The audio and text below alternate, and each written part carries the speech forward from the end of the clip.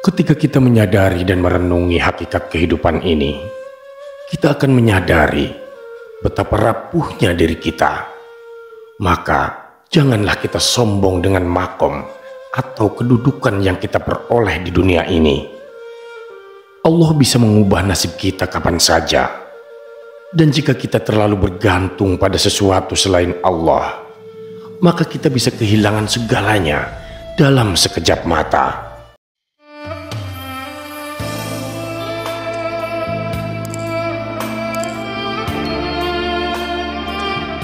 Assalamualaikum warahmatullahi wabarakatuh. Sahabat Haura yang dirahmati Allah, jika video ini lewat di berandamu berarti ini adalah petunjuk dari Allah untukmu.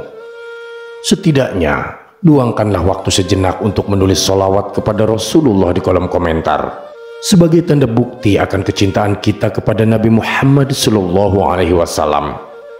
Semoga di akhirat nanti kita mendapatkan syafaat dari beliau. Amin ya rabbal alamin. Sahabat, marilah kita merenungkan makna yang begitu mendalam dari sebuah nasihat Sultanul Aulia Syekh Abdul Qadir Al-Jailani yang terkandung dalam risalah ke-6 dan ke-7 dari kitab Futuhul Ghaib. Kehendak ilahi, rahasia penyerahan diri. Ketika kita berbicara tentang perjalanan spiritual menuju Allah, ada satu hal yang sangat penting untuk kita pahami, yaitu bagaimana kita harus menghilangkan diri dari pandangan manusia dan dari segala keinginan duniawi. Ketika kita melakukannya dengan penuh kesadaran dan ketaatan, kita akan menjadi laksana bahtera ilmu Allah yang berjalan sesuai dengan kehendaknya.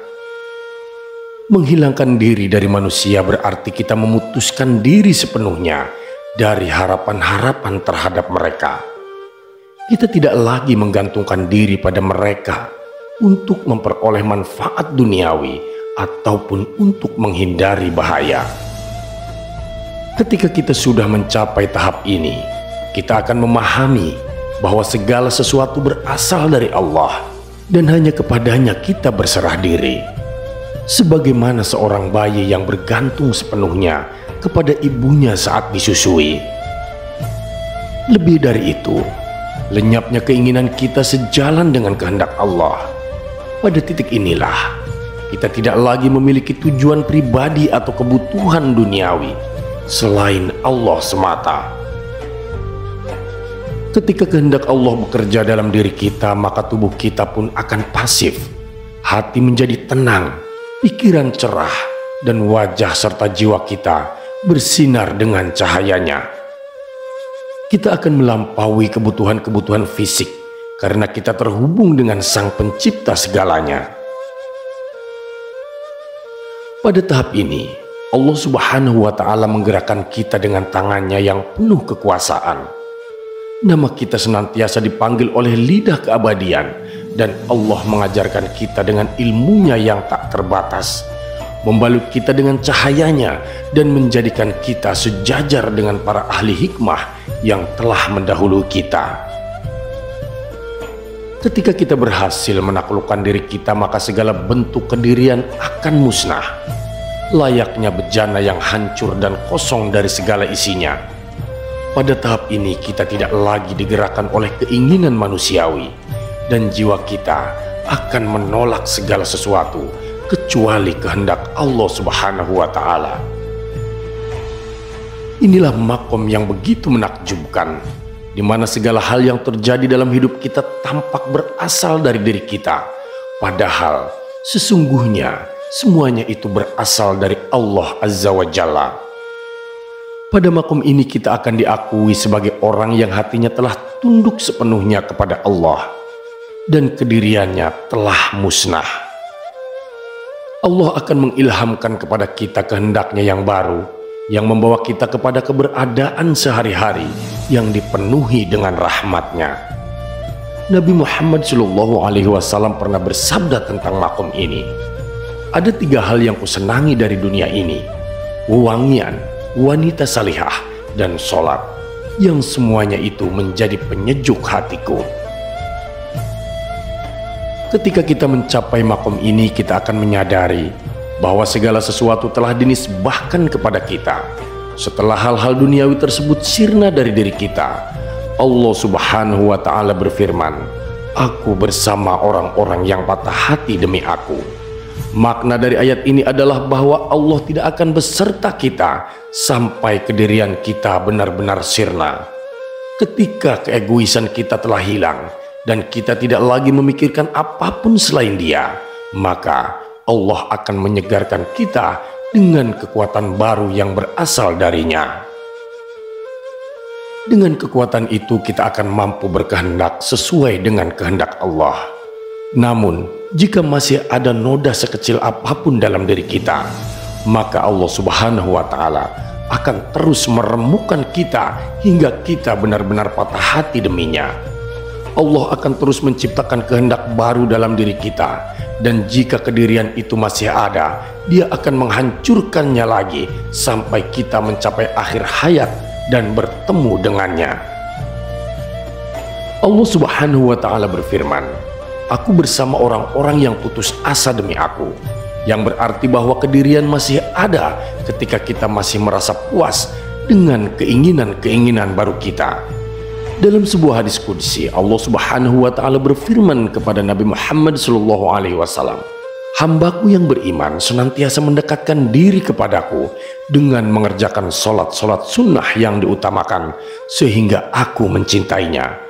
Dan apabila aku telah mencintainya, maka aku menjadi telinganya, dengannya ia mendengar, dan menjadi matanya, dengannya ia melihat, dan menjadi tangannya, dengannya ia bekerja, dan menjadi kakinya, dengannya ia berjalan melangkah." Ini adalah fana yang hakiki, di mana Allah menyelamatkan kita dari segala kejahatan makhluknya dan menenggelamkan kita ke dalam samudera kebaikannya. Ketika kita berada di dalam makom ini, kita akan menjadi pusat kebaikan, sumber rahmat, kebahagiaan, kenikmatan, kecerahan, kedamaian, dan kesentosaan. Fana atau penapian diri ini menjadi tujuan akhir dan dasar perjalanan spiritual bagi para wali. Para wali terdahulu dari berbagai makom senantiasa berpindah dari kehendak pribadi kepada kehendak Allah hingga akhir hayat mereka. Karena itulah mereka disebut badal, yang berarti berubah. Bagi mereka, menggabungkan kehendak pribadi dengan kehendak Allah adalah suatu dosa. Jika mereka lalai terbawa oleh perasaan dan ketakutan, Allah yang Maha Besar akan menolong mereka dengan kasih sayangnya, mengingatkan mereka sehingga mereka sadar dan kembali berlindung kepadanya. Tak ada yang mutlak bersih dari dosa dan kehendak, kecuali para malaikat. Para malaikat senantiasa suci dalam kehendak. Para nabi senantiasa terbebas dari kedirian, sementara jin dan manusia yang dibebani tanggung jawab moral tidak sepenuhnya terlindungi. Namun para wali terlindungi dari kedirian, dan para badal dari kekotoran dan kehendak. Kendati mereka tidak bisa dianggap sepenuhnya terbebas dari dua keburukan ini, mereka senantiasa disadarkan oleh Allah melalui rahmat-Nya. Saudara-saudaraku, sahabat Haura Studio yang dirahmati Allah, di sini kita diajak untuk keluar dari kedirian, meninggalkan ego kita yang seringkali menyesatkan, dan menyerahkan segala urusan hanya kepada Allah Azza wa Jalla, Sang Maha Pengatur. Sebagai hamba yang beriman, kita harus senantiasa menjaga pintu hati kita, tidak membiarkan nafsu dan keinginan pribadi menguasai diri, dan selalu mematuhi perintahnya serta menjauhi segala larangannya. Ketika kita berusaha mengusir ego dari hati kita, kita harus tegar dalam mempertahankan keikhlasan dan menjauhi segala bentuk kesyirikan. Syirik bukan hanya menyembah berhala, tetapi juga ketika kita memanjakan nafsu jasmani dan menyamakan segala sesuatu dengan Allah. Sesungguhnya hanya Allah lah yang patut kita sembah, yang layak kita sandarkan segala harapan. Allah mengingatkan kita dalam Al-Quran, barang siapa yang mengharap berjumpa dengan Tuhannya, maka hendaklah ia mengerjakan amal saleh dan tidak menyekutukannya. Quran Surat Al-Kahfi ayat 110. Ini adalah seruan untuk menjaga ketulusan dalam ibadah dan keikhlasan dalam segala amal perbuatan. Jangan biarkan nafsu duniawi mengalihkan perhatian kita dari Allah Subhanahu wa Ta'ala. Ketika kita menyendiri dan merenungi hakikat kehidupan ini, kita akan menyadari betapa rapuhnya diri kita. Maka dari itu, janganlah pernah kita sombong dengan makom atau kedudukan yang kita peroleh di dunia ini. Allah bisa mengubah nasib kita kapanpun, dan jika kita terlalu bergantung pada sesuatu selain Allah, maka kita bisa kehilangan segalanya dalam sekejap mata. Simpanlah pengetahuan dan pengalaman spiritual kita dalam hati. Jangan sombong dengan apa yang kita miliki, karena Allah bisa menguji kita dengan berbagai macam cara. Seperti firman-Nya, segala yang kami naskan atau kami jadikan terlupakan, kami datangkan yang lebih baik daripadanya atau yang sepertinya. Tidakkah kamu ketahui bahwa Allah Maha Kuasa atas segala sesuatu? Quran Surat Al-Baqarah ayat 106. Jangan pernah meragukan kekuasaan dan ketetapannya.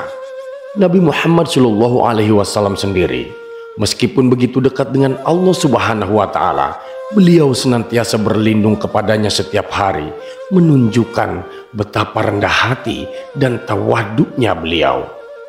Sebagai umatnya, kita harus meneladani sikap ini. Mengakui kelemahan dan dosa kita di hadapan Allah adalah tanda hamba yang sejati. Sebagaimana Nabi Adam alaihissalam, bapak kita, yang dengan rendah hati mengakui kesalahannya di hadapan Allah, dan Allah pun memberikan ampunan dan petunjuk kepadanya. Maka dari itu sahabat, marilah kita ikuti jejak Rasulullah SAW dan Adam alaihissalam dalam mengakui kesalahan, bertaubat, dan berlindung kepada Allah dari segala dosa-dosa kita. Semoga kita semua termasuk hamba-hamba yang senantiasa mendekatkan diri kepada Allah, menjauhkan kesyirikan, dan selalu menjaga hati dari segala godaan duniawi. Amin ya rabbal alamin. Terima kasih sahabat sudah menyimak video ini sampai dengan selesai. Semoga bermanfaat bagi kita semua. Saya doakan semoga sahabat semua dimasukkan ke surganya Allah. Amin ya rabbal alamin. Nantikan kembali konten-konten penuh hikmah dari channel kami. Jangan lupa untuk subscribe dan menyalakan lonceng notifikasinya.